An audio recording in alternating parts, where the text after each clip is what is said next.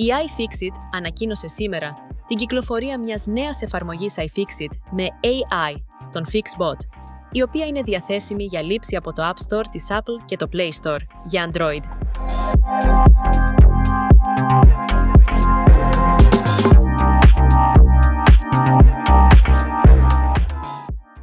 Η εφαρμογή περιλαμβάνει όλους τους οδηγούς επισκευής της iFixit σε μορφή ιδανική για κινητές συσκευές, μαζί με έναν πάγκο εργασίας που παρακολουθεί τις επισκευές, έναν μετρητή διάρκειας ζωής της μπαταρίας και τον βοηθό επισκευής με AI, FixBot.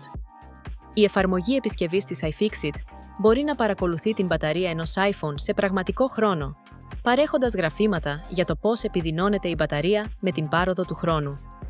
Τα γραφήματα παρέχουν στους χρήστες προειδοποίηση για το πότε μπορεί να χρειαστεί αντικατάσταση της μπαταρίας. Ο FixBot μπορεί να παρέχει βοήθεια με τεχνητή νοημοσύνη για την επίλυση προβλημάτων με smartphones, laptops, tablets και άλλα.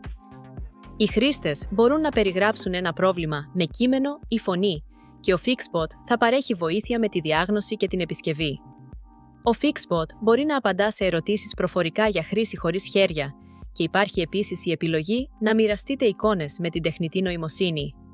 Η iFixit αναφέρει ότι ο FixBot είναι εκπαιδευμένος σε εκατομμύρια επιτυχημένες επισκευές της κοινότητας της iFixit και όχι σε γενικές πληροφορίες, κάτι που τον καθιστά ένα χρήσιμο εργαλείο επισκευής. Ο FixBot είναι διαθέσιμος στην εφαρμογή iFixit και μπορεί επίσης να χρησιμοποιηθεί στον ιστότοπο της iFixit. Η εφαρμογή περιλαμβάνει όλους τους οδηγούς επισκευής της iFixit, αλλά γνωρίζει ποιο smartphone έχει ο χρήστης και θα εμφανίζει πληροφορίες επισκευής για τη συγκεκριμένη συσκευή. Υπάρχουν επιλογές για αγορά ανταλλακτικών απευθείας από την iFixit, με την εφαρμογή να μπορεί να ελέγχει τη συμβατότητα της συσκευής πριν από την αγορά.